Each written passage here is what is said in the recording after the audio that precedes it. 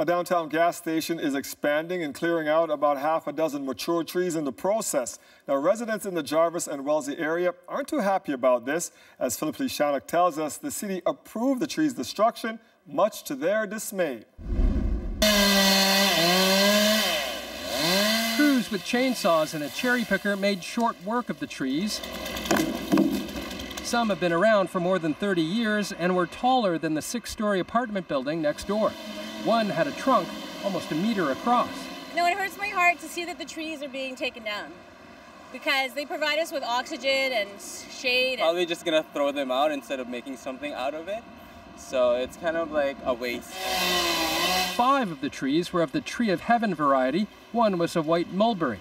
This arborist says they're considered an invasive species and are typically the type that fall during severe storms. I don't know why a permit would have been approved for taking these trees down.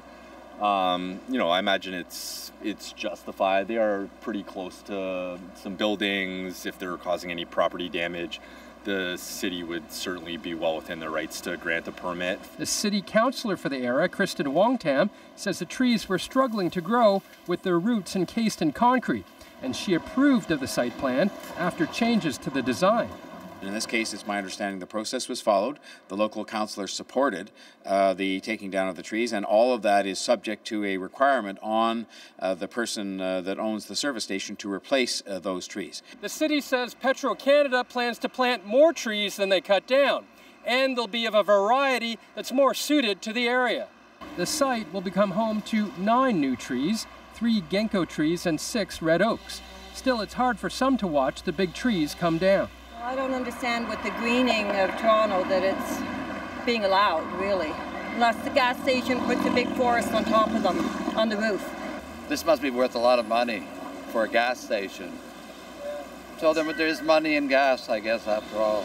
Neighbors in the area say the city didn't do a good job of notifying them that the trees were coming down.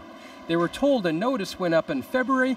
They say it was on a pole well down the road from where the trees stood. Philip Lishanuk, CBC News, Toronto.